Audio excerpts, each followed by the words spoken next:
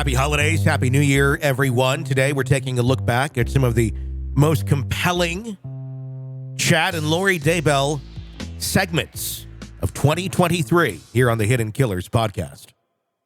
This is the Hidden Killers podcast with Tony Brueski. Featuring former FBI Special Agent and Chief of the Counterintelligence Behavioral Analysis Program, Robin Dreeke. Lori Vallow, did she manipulate Chad Daybell through emotional and sexual control? Was Chad not going to do anything without Lori saying so? That is the claim that, well, Chad Daybell is making against Lori Vallow as he flips on her as we await his upcoming murder trial. But this is a move to avoid the death penalty. Joining me to discuss, Robin Dreeke, retired FBI special agent.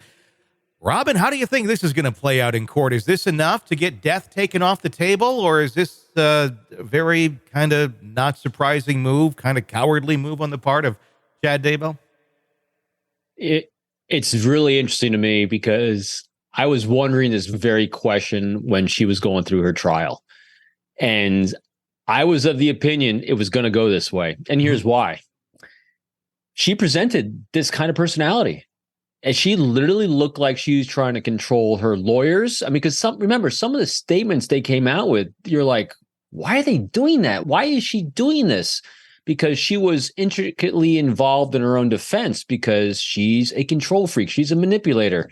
And Chad, granted, he's extremely culpable in everything that went on, but he didn't really get to the place he was seeking because he's kind of this. So again, what he's presented, and this is the narrative that's been presented, is that it's kind of a soft guy, kind of some hits and failures along the way, writing books and all that, never really hitting a groove on anything. All of a sudden, she comes in like a ball of fire, and all of a sudden he becomes this person. In reality, I don't think it was ever him. It was her driving everything and her own need for attention, to be the center of attention. And I really think it'll be interesting to talk to the defense after all this happens. But given what she's presented and how she's presented herself throughout her trial, this makes a lot of sense to take death off the table by saying it's all her fault. Is it enough, though, to take death off the table? Obviously, he's an adult. He can make his own choices just by saying, my wife made me do it. I don't know that necessarily excuses the death penalty. And the reason her death penalty came off the table was because of an error on the part of the prosecution and discovery. It really wasn't so much weight on her innocence or guilt. It was more so a slap on the wrist to the prosecution. But indeed, death did get taken off the table for her. Should it be taken off for him as well if he wasn't quite the ringleader that Lori was? When it comes to the death penalty, the way, again, it's a personal view I have on it. That is a decision really that should be made between the prosecutor and the family, and the families involved, because they're the ones that are impacted, I think, most by it. He either is going to be, again, if he's convicted, which I can't imagine he won't be, he'll either be away for life like her or death. And I really think it comes down to the families. Does it bring them the peace they need? Is it that important? What's their view on life and death when it comes to these things? Do they need to keep them alive for their own forgiveness pattern? I have no idea. So I really think it's up to them.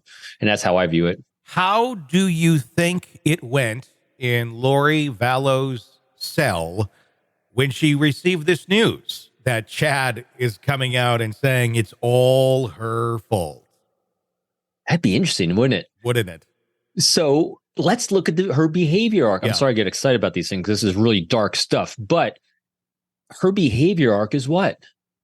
Denial, disbelief, and creating a fiction in her brain. I mean, she rationalizes every single negative event in her life. So that's what her pattern of behavior is. I most likely think that she's doing the same here. It's not like she's going to say, oh my God, he's a horrible guy. Look what he's doing to me. If I'm projecting forward and flipping it, she's probably saying it wasn't him. Oh, maybe it was the dark spirit or whatever she says that, that takes him over, or it's that took over her attorneys. I mean, his attorneys. I mean, so I guarantee she's weaving some sort of delusion into the result of what's coming out. And it's not Chad's fault because she most likely still idolizes him and the lightness in him and not the dark that might have come out. So channeling my inner Daybell, which is pretty horrible, isn't it? Who doesn't like channeling their inner Daybell every now and then? That is some creepy, wacky stuff, but it's predictable. It is. She is extremely predictable. If she is still of the, I guess, zombie belief system, which she believed her children were zombies, I guess it's not a far stretch for him to, or for her to think that maybe he's been taken over by an evil spirit. Ned, who was the Ned? Ned Ryerson will be this one. Yeah. I forgot what the Ned last name was, but Ned Ryerson comes to mind because he was the character on Groundhog's Day. But I could see another, he's been taken over by this or that. And Ned's got his hold on him, man. Ned's back. But we can see this totally playing out that way. It would be interesting to do a jail interview of her at this point to kind of get that mindset. It's hard to imagine she shifted it at all. Yeah. So my guess is that she's rationalizing away as the zombies took him over. How do you think this plays out now when she goes to trial again in Arizona for conspiracy to murder her ex-husband? Now that Chad has flipped, do you think that there's going to be more possibility or a more likelihood that Lori is going to start flipping on Chad as well and trying to shift more blame over there than on her, considering she wanted nothing like that to happen in the first one? I don't know. I think it'll be interesting because it'll be interesting the lawyers that she has. I think that's really what's going to play into this. I think she's going to, boy, if we just keep following this behavior arc, she never threw him under the bus. I have a hard time thinking that she's going to throw him under the bus, even after. All right, I'm keep playing this forward as if. So here's the thought pattern. If she's still of the mind of the zombies taking over people, and if she believes that he flipped on her because he's taken over by a zombie, she might go after the zombie Ned, not Chad. And so that's a possibility in her own mind. And so we might see language and behavior that resonates with that. If, on the other hand, she starts gaining a rational being, maybe not, which I don't think so, but it's really going to come down to what her lawyers allow her to say and control and speak. And if they can control any of that whatsoever. So I think the lawyers are going to play a big part in this, and whether Lori frustrates them too much, because I think if she frustrates their efforts to do their due diligence in their job, they're going to let her sink herself. You think that's what happened in the last trial by the way that the attorneys at the end just kind of threw in the towel, for lack of a better term? Yeah.